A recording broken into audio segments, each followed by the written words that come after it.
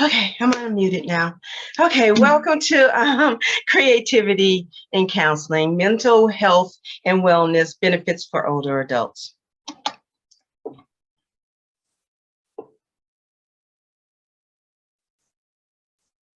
About the presenter.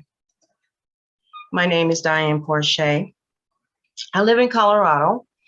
I hold 2 degrees.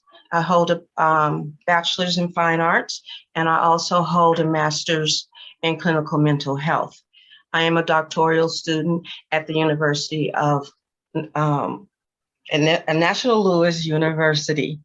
My title that I'm going to be working on is Competencies in Counseling, Education, and Supervision, Deconstructing Stereotypes of Aging. The reason why I want to do that is because our aging population is growing and they are left behind generation. So I decided that was where I'm going to do my research and my dissertation on.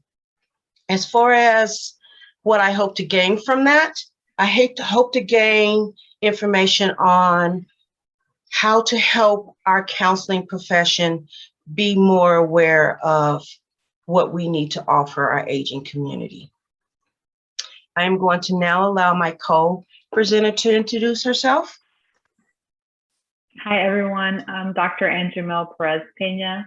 A little bit about myself is I am an assistant professor as well as director of clinical training here at National Louis University, particularly where my passion kind of intersects with Diane is culturally responsive treatment, and in response to that, as well as the different identities that we carry as individuals, having equity and closing the gap of those underserved populations, or sometimes populations that we're not approaching from a most responsive kind of lens. So hopefully today we're going to be creating some of that conversation. We're going to share some of it, but we're also going to ask that your perspectives be added to the conversation and the dialogue that we'll be creating today. Thank you, Dr. Pérez Peña. The next slide will be on the objectives. The course objectives by the end of this educational presentation. You should be able to implement 2 particular effective creative interventions when counseling aging. The aging, articulate the difference between older adults' mental needs within an ill-will prepared society, and identify the correlation between creativity and older adults' mental wellness. Creativity in counseling. What is creativity in counseling? Would somebody like to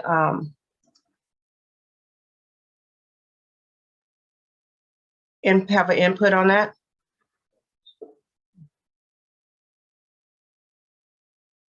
Okay. Creativity is the process of bringing something into being. Creativity requires passion and commitment. The experience is of heightened conscious ecstasy. That is what creativity is about, and that's how we can bring it into our counseling sessions.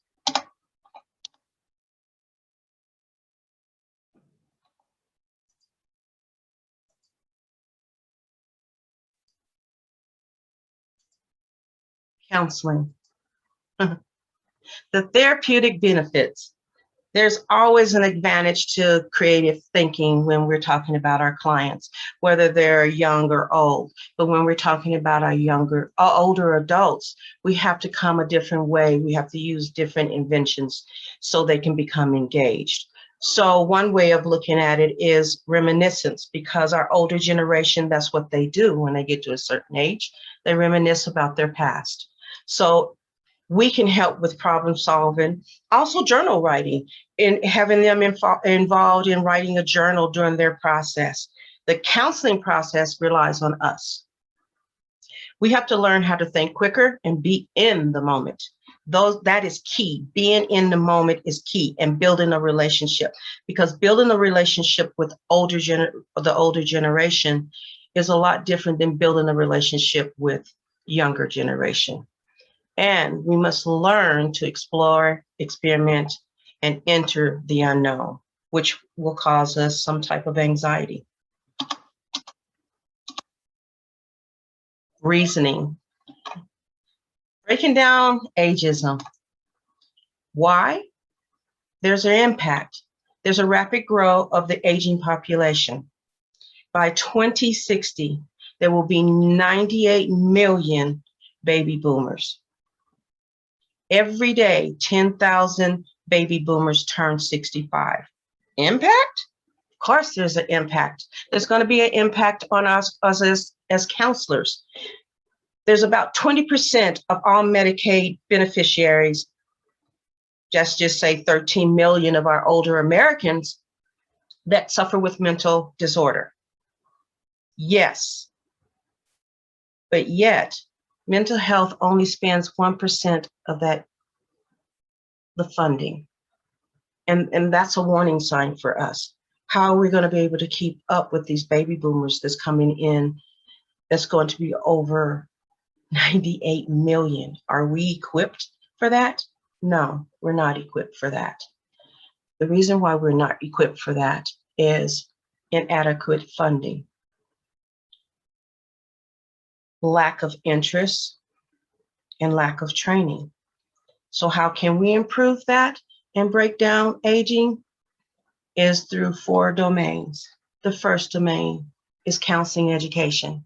Counseling education deals with KCREP, ACA, ACEs, and other associations that governs us, which should include the wording of ageism, older adult, and aging, which is not in there. So maybe we need to start speaking up and asking them to change it in their ruling. The second is advocacy. Advocacy and research deals with us standing up for, at the national level, the state level, and the local level, that we stay in contact with agencies that deal with the aging and mental health. We develop and validate a wellness-based approach to counseling older adults. This will serve as additional evidence for counselors to use Medicaid and Medicare as payment. The last one is counseling. Given that ageism can be influenced in our counseling session because we conceptualize older people as not able to do certain things, we need to start looking at our values. Why is it important for us to step back, look at our beliefs and our values when it comes to counseling older clients? Expressive. Expressive, this is an area where we have a problem. We have a hard time talking about the divine and spirituality experience of life. But older adults, that's where some of their foundation lies, is within the divine or experiential life, or dealing with the existential aspect of life. This is where you can allow them to express themselves with material that's not harsh. So I decided to offer a creativity access model, and how that works is it has 6 stages. In those 6 stages, this is how the client actually starts contacting with the paper and going through their emotions. So the first one is the contact. That's the initial period. This is when the client decides, okay, fine, what art form am I going to do? And then from there, they go and they organize it. So it becomes a drawing. So I did a drawing, and the drawing shows that I see myself. I have my head, I have my brain, I have my eyes, I have my mouth, I have my neck, I have my heart, I have my shoulders, my torso, and my feet. From there is trial and error. So I decided, do I want to add color into this? No. What do I want to do? I just want to use pen and paper. So what I chose to do was highlight the side of the heart. But if you look closely, the side of the heart has another face. And then I had to say, okay, what does this mean? So next becomes stage 4. This is the central theme. The central theme is where everything is clear. So my body is there, but if you look at my neck, it's very light. So my neck is having a hard time holding up my head, which holds up my brain. But from there, my heart holds everything. And to be with a client, that means I have to change the other side. And I'm no longer about myself. I'm about the client. This is where I'm in the moment. I'm processing with them. And then it becomes the elaboration part. This is where I decide if I want to modify my image, develop it more, or just improve it, improve the artwork. I chose no. I'm going to leave it there because it's simple. The last one is the end process. That's stage 6. That's where the client decides I'm done. Either I'm going to distance myself with this, or I'm going to present it as a painting and hang it on the wall, or I'm going to put it away. I chose to put it away in my journal because this becomes a part of my process of healing during this pandemic. Does anybody have any questions?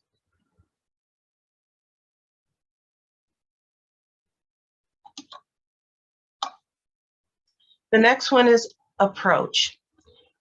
In this section, I'm going to play a video for you. This is how you can consider on bringing in pop culture.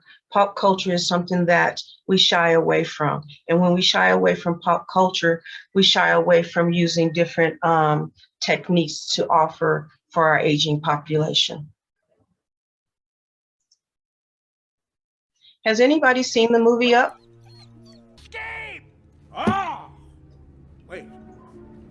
You can unmute yourself so I can hear you speak. Following us. A squirrel walks up to a tree. No, I have not heard of that. Careful, Russell. I loved it. The movie Up is about this young man trying to earn his badge. And the way to earn his badge was he had to assist the older adult. And so during this journey that they take, he became the guardian angel for Russell, which is the older guy. Russell lost his wife. So in this episode right now, they're taking back the hurt bird to find their babies. But in the process, they are stopped on the journey. So I'm going to let you listen to it and I'll continue to explain to you.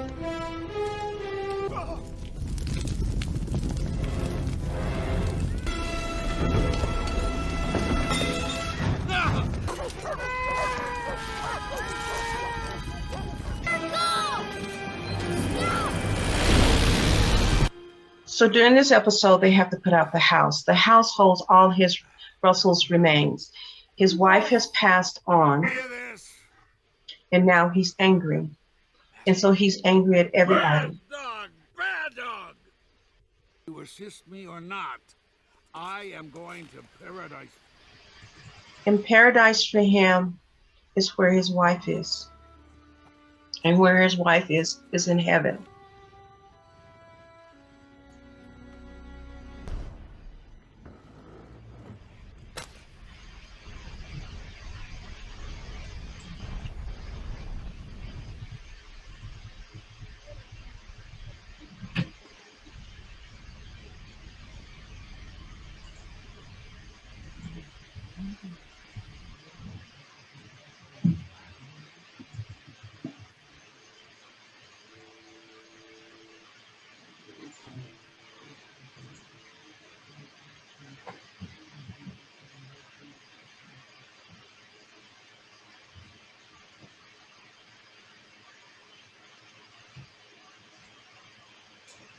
Okay, I don't hear anything.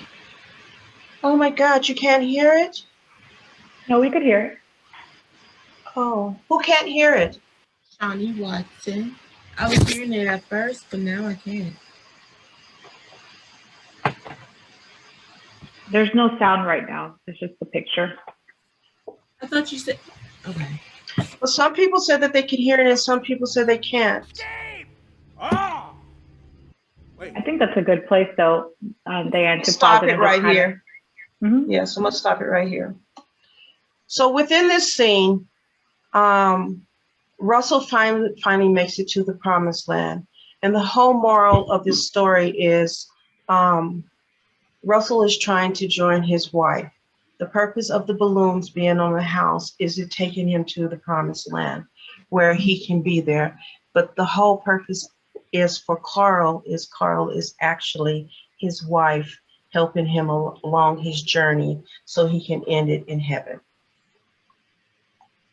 Any questions? I'm wondering if you can just maybe pause a little bit. So you talked about pop culture and how you would use this as an intervention to, Can you share a little bit of that and maybe any comments around that? Because I think it's such a powerful message and anyone can kind of project onto it whatever meaning they're making on their own life. But I was just curious if you could elaborate or if anyone else wanted to add on that. Sure. So imagine you have a person that is depressed and you play this movie. And if you watch the movie further along, he brings out a book. And in this book, he starts reminiscing. And in this reminiscing process, then you can have the client start drawing, like I talked about before, using the model for him to draw where he felt the pain or what he would like to do. So if the person said, I want to actually make a book, then you help them actually make a book of their journey with you. Anybody else would like to add to that?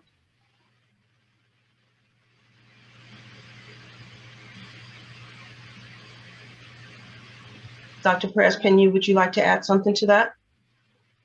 No, I just love the illustration. I think it's just an easy way to make light.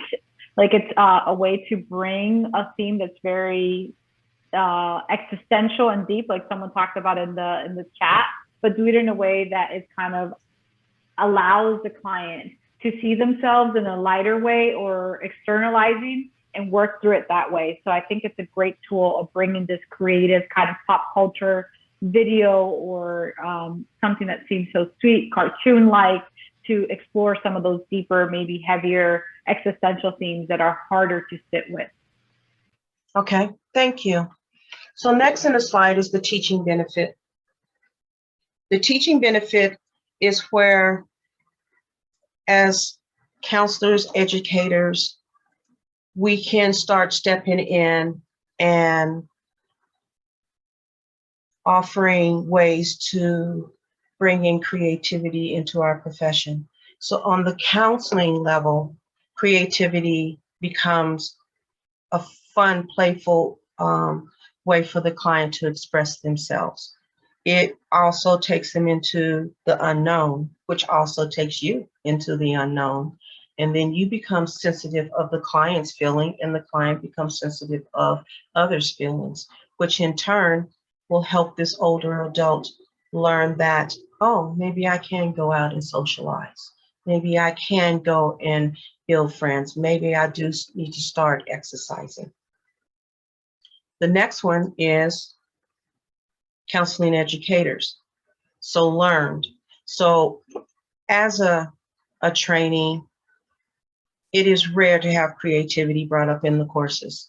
So if it's rare for creativity being brought up in courses, there's a lack of information on the design and how to implement it. So if you're in the master's program, how are you going to learn to implement it? Well, you will learn how to implement it through your curriculum, and that is through your educators bringing it into term. So what I found through research is, as educators, supervisors, and counselors, we have to be a little bit more open and willing to step outside of our comfort zone and bring in creativity or even the word divine and spirituality into the courses. The last one is supervision. Supervision is the combination of counseling and supervision. And this is where another level of training can come into effect. So in supervision, you may have a trainee that comes in and says, I have this older adult, but this older adult is being really resistant. This is where you can bring in creative materials. You can bring in art supplies, or through the virtual, you can say, on our next meeting, I would like for you to have paper, pencils, crayons, yarn, and we're going to take another step, we're going to take another journey in helping you with your issues. And so you just let them pick it and let them choose it. And then the journey becomes fun. And then from there, if they have color all over the page and you see one spot that is white, that's your opening. That's what you can talk about, and that will continue the creativity to flow. Inspiration. This is open up to the group. From what you have learned so far, how might we inspire? I really like the idea of, of bringing in creativity in sessions in general, for all clients, especially if that's something that they are comfortable with. I think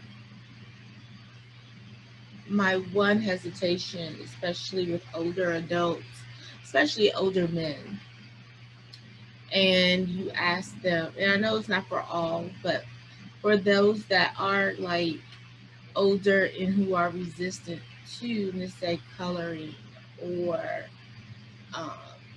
that sort of thing, what other creative options would you suggest to get them in a different space? Great question. You know, you can use journaling. You can use whatever type of job that they work in. They can create a narrative. So imagine if a Black male is resistant on talking about his job experience. So maybe you could say, okay, that's fine. So can you make a narrative out of this? Maybe a cartoon. Maybe bring in cartoon. Maybe bring in sand. Maybe do role play. Maybe dance. And let them express it through dance. There's a comment in the chat that kind of elaborated on that point, saying, for instance, maybe using something with male clients like checkers or card games or something different, right? And, yes. And we'll be talking more about that, but that's a great point. And also, Shani, to say, what have they talked about? What has the client talked about? So not dissimilar to any other client, but specifically what may be some interests or some former hobbies that the client had, or something that they felt connected to, that they maybe reminisce, like Diane talked about, that would be something that they could connect back to and see what that looks like in their current life. Thank you. Yes, I have found that certain older adults go to certain materials. Right now, I'm running a virtual for older adults in my community. And it's all women right now, but there's one gentleman that's coming in, and he's coming in and he's using knitting. So that's another form of expression. And what I'm finding out is they're doing their knitting, and then they'll go, oh my God, I just made a boo-boo, and they'll rip it out. So to me, they are willing to start over on the process, and they're not getting upset. But it's taking them like 3 months to get there. But I am getting a gentleman in there that is willing to knit. Thank you for that, because oftentimes when people talk about creativity, it's always around drawing or something. But I absolutely love the idea of playing checkers or chess, because that's something you could do virtually while we're still in telehealth mode. Correct. You know? Correct. So, correct. Thank you. You're so welcome. The next one is inspiration. In inspiration, all I can say is we are the ones that have to inspire. So if we're thinking about inspiring others, one way that I am doing it is I'm going to like community centers, and I'm assisting the director there on helping older adults register for exercise classes, or just having a healing circle where they all can sit and talk to each other. And then what I'm finding out is they're starting to go out and form their own networking, which is awesome right now because the main majority of them has already been vaccinated twice, so they're able to do that. Any other suggestions on how we can inspire?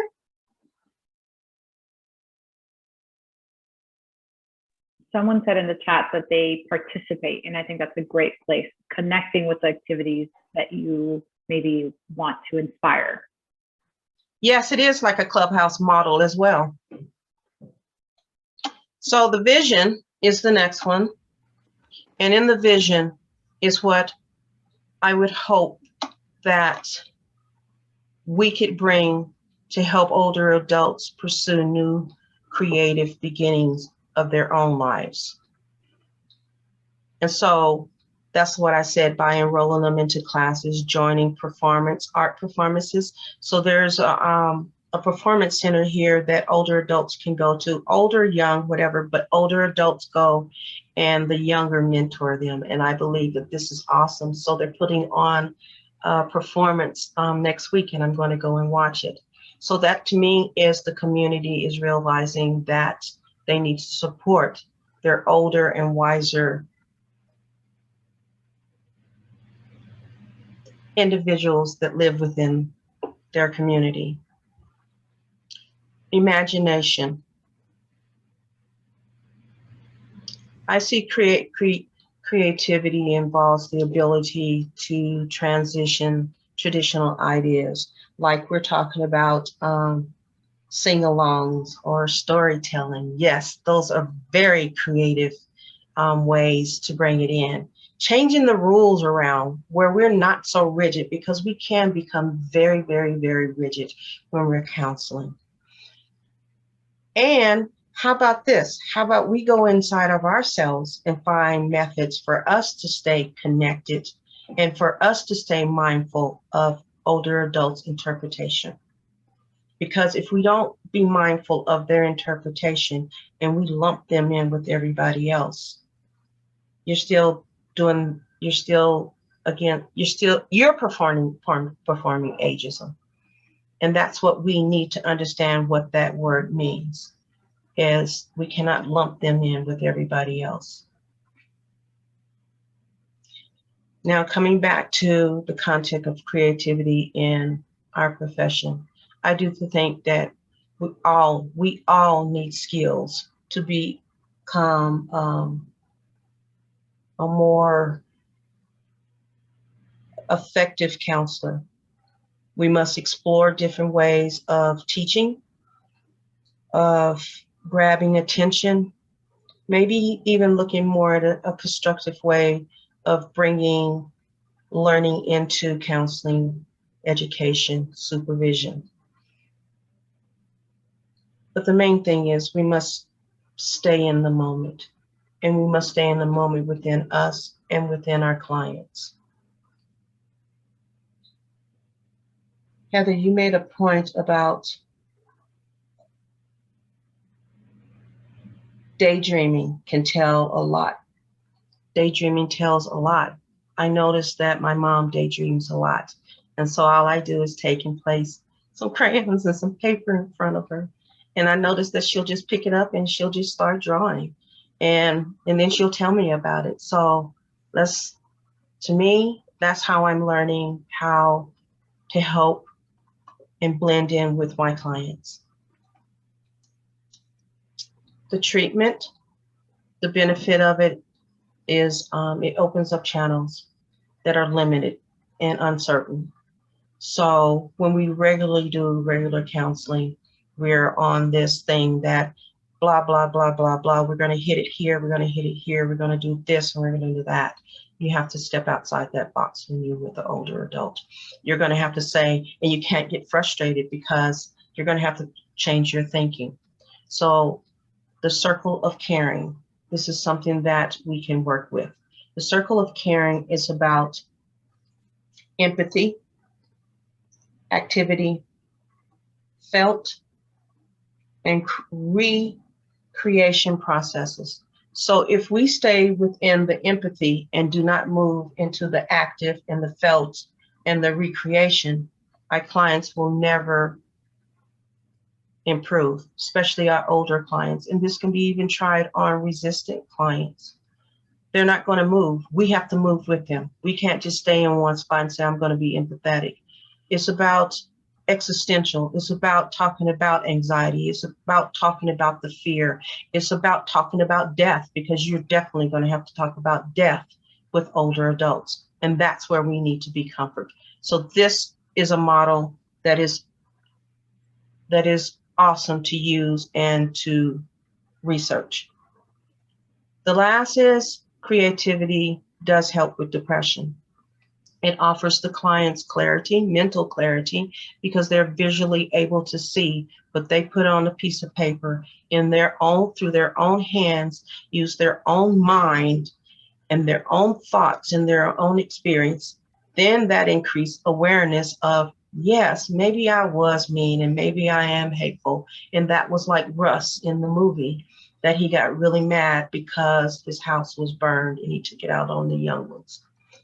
And just means they're able to express their thoughts. The last one is yielding. Yielding means when we come to a yielding sign, what do? We have to either yield and look both ways. If there's no traffic, we continue to go. But if there is traffic, we have to stop. So the whole purpose of this yielding sign is for you and us in our profession to stop, to yield, to observe, to research, and to be conscious of skills needed to counsel older adults. So I inserted 2 theories that might help with you. One is yielding theory. It has 7 areas. The acceptance and the mindfulness is the most effective. And then from there, eliminating shame, because a lot of older adults have shame because they can't remember or they can't process or they're just having a hard time. The next one is acceptance commit theory. And this focuses on the values. So the client can focus on their values when it comes to daydreaming or when it comes to card games. They can focus on that value. And then from that value, they can move towards the future and improve that value, even though they feel like they don't have a future because they're at the tail end. Maybe you can talk about what would they like to leave behind as a memory of themselves. And it's all about self-direction process. Now I'm going to turn it over to Dr. Pérez Peña for the activity. Before I do that, I would like to know if there is any questions or anybody would like to say anything about what has happened so far and what was discussed. I just want to say this is great information, especially when we talk about creativity, because I don't think we talk enough about it. And I really like the last piece about explaining how creativity can help with depression, because I think that also offers us buy-in with some of our clients to really explain what is the benefits of engaging in these activities. And I kind of brought into, you brought up our own rigidness in treatment, but I also feel like it helps our clients, expand their own rigidness, because there's always like, I get kind of pushback of, well, I'm not an artist or I don't know what to do. And I always have to explain that's okay. That's not the purpose here. And so it allows them to kind of let go of some of the control they've had in other aspects of their lives. Correct. Thank you for that input. Anybody else? And I really enjoy all the great information that you share with us. Thank you.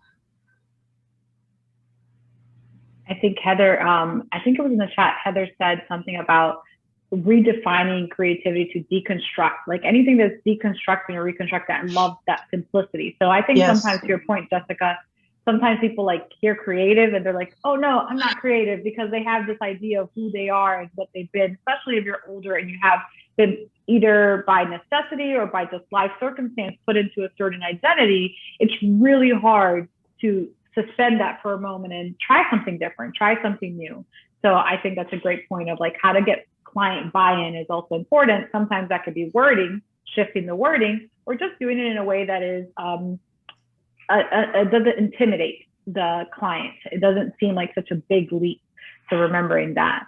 I really appreciate everything that we've discussed thus far, and I'll leave some time to bring in some more perspectives. I wanted to just kind of transition into some of the practice of this. So what I will be focusing on, I'll focus about 3 or 4 of them that I brought for you all to just kind of discuss.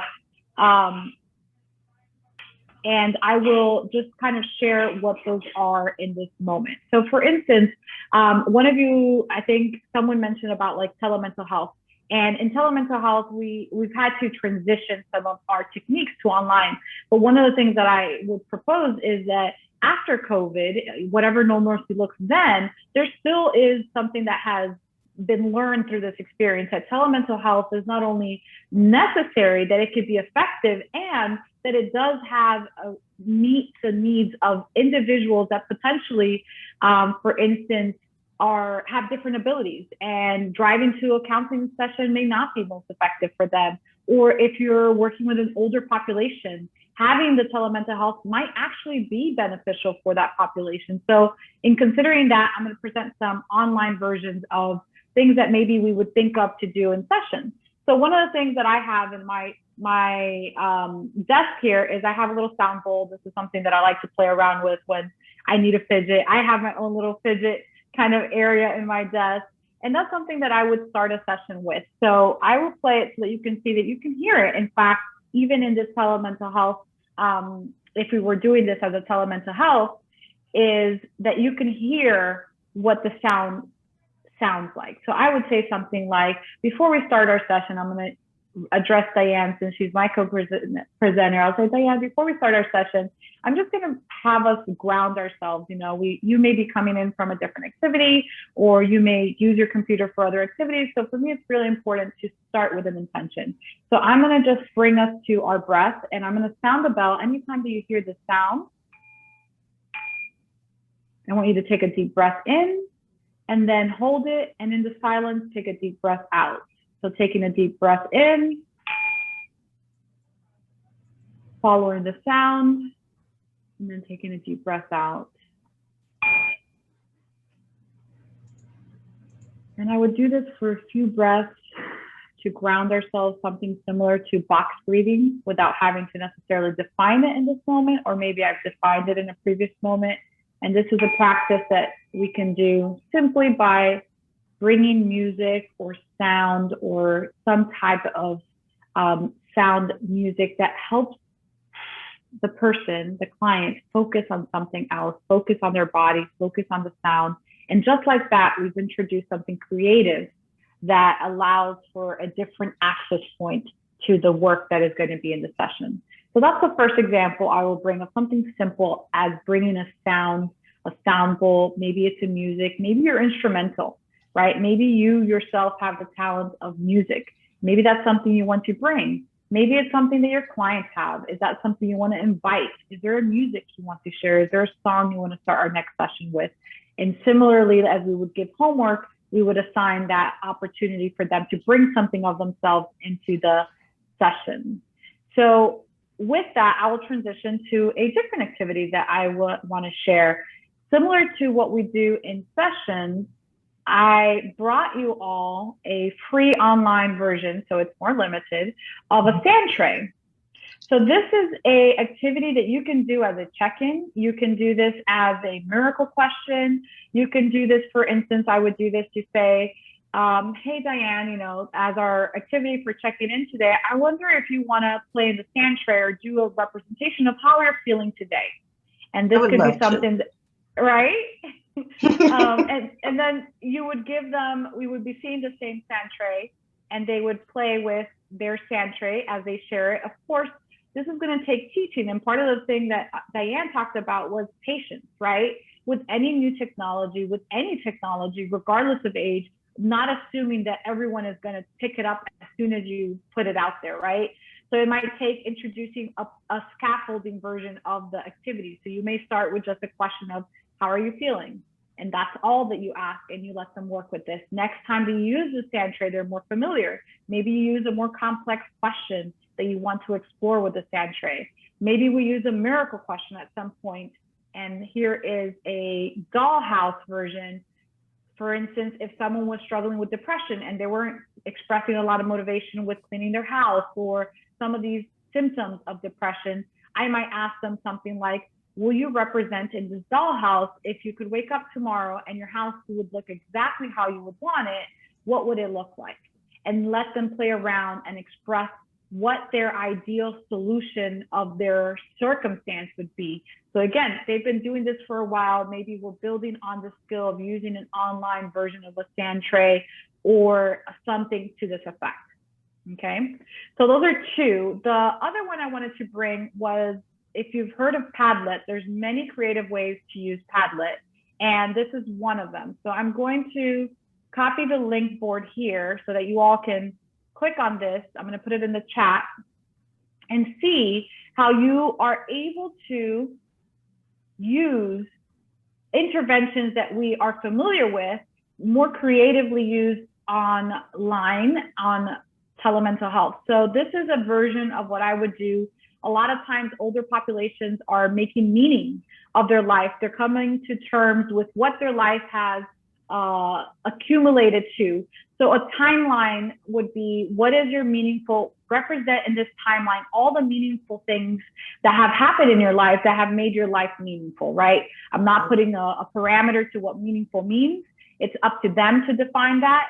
And they can add different pictures. They can bring pictures. This could be an intervention we do over the course of several weeks, where they can add personal pictures. They can take a screenshot. They can write something as simple as the birth of my son or anything that they want to do. There's also an ability to teach and use the options of videos and GIFs and things like this that can represent what they're talking about. So maybe for birth of son, they pick this picture. This is the picture that kind of represents to them, and it's interactive. And you can continue to work on this with your clients in a way that is meaningful. And again, to Diane's point, it's something that they have. It's a product that they can walk away with. So it addresses sometimes that process that is helpful for when you're stuck and feeling in depressive symptoms. This can help you create some context. It can also help you create that acceptance. It can also allow you to see what you have accomplished that sometimes feels so little when you're just talking about it verbally, but when you see a picture of it, and this allows you as a counselor to say, wow, I see that you had a meaningful, like one of those meaningful moments was when you became a mother or when you became a parent or whatever it is, and track with your clients. So this is an excellent way to bring that creativity in an online platform. And then as the last one, and then I'll open it to the group so we can have a discussion of other ideas that we can either already be used or based on the content of what we talked about today, what else could we add to our repertoire of tools? But I wanted to leave you with some concrete ones. The last one that I will leave you is oftentimes, I think someone mentioned this earlier, is doing things that are relationally based. So I come from a relational cultural theory, which believes that we're all wired for connection, and ultimately that we are aiming to create healthy relationships within the therapeutic relationship that can transition and transcend to other relationships. So how best to do that is not one prescribed way, but one of the ways is through our relationship with the client. And in online, especially telemental health, we can start to become more oriented towards just talk therapy versus the creative measures. So I brought an online chess game that I would play with a client and have them join the chess game while we are just talking about their day. Maybe we're talking about the game, or maybe we're just talking around the game, right? But it's a way that we're sitting together in connection in a way that doesn't let the client feel that even through the screen, they're feeling a little bit like, this is just someone that pops on my screen once a week and I feel completely disconnected. So these are just a few creative ways that we can bring some practical interventions, creative interventions into our sessions with clients of older populations, different able individuals, just different individuals in general. I would present to you all would benefit from having more creativity, including ourselves as counselors, in our sessions. And with telemental health being something that is, I believe, here to stay, how do we start to evolve our thinking of ways that we can be creative, even through the screen, that makes us feel connected and is therapeutically effective? So those were several that I wanted to share. I'm wondering, any thoughts about those or any input that anyone wanted to share from their perspective, or some ideas that this has generated of what you might move forward with in your own practice as a clinician working with older adults? Well, while everyone's thinking of questions, I'm going to put the poll questions up. So as you're thinking and as you're answering, just continue to think and answer and ask questions. And I'm just going to add these up here. So just if you're here, just make sure that you respond to these questions. Thank you, I Michelle. will definitely add the chest and the checkers for especially my clients that are from like the baby boomer and the silent generation, because oftentimes that was their go-to games, was like checkers and chess, and I haven't beaten that one person in checkers or chess from that generation, not yet. So yeah, I look forward to that. Oh, Having that connection, yes, having that connection through something they connect with. Yeah, thank you. Anybody else?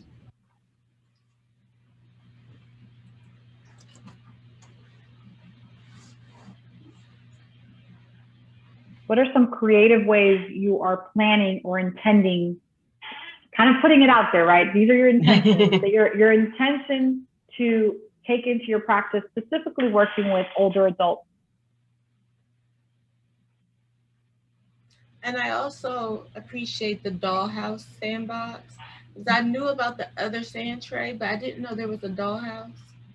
There is a dollhouse, and there's some others that are coming that are based on subscription. I think it's great to support other counselors that are doing that visionary work. I just don't know quite how ready it is. And I don't know personally that I would pay for a subscription of something that isn't well developed yet. I think down the road might be better prepared. Okay. But this one is free. The one that I showed you, Shani, it was free. So those, the dollhouse, and they also do training opportunities. It's through a practice that specializes in this. Yes, I also put the checker site on there too, so you could go and grab that. Thank you. Oh, I will put the dollhouse as well, and it's called onlinesandtray.com, and it's part of a practice. I'm not associated to the practice. I have only found this through my own research, and this is the dollhouse one.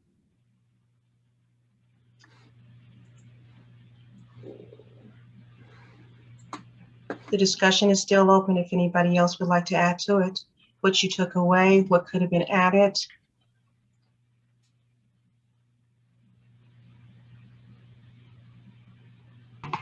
I was just gonna say, this is great, kind of idea sharing. I think sometimes that's where we get stumped with creativity, especially with this online format of what alternative ways to do it. I would say for me, what I really has kind of benefited me is, like I said previously, I used to work with children, adolescents. So we had the creativity piece, and now I'm trying to transition that into adults. And so, like I said, a lot of times it's just getting adults more comfortable, like kind of reconnecting with their childhood, I guess we can say.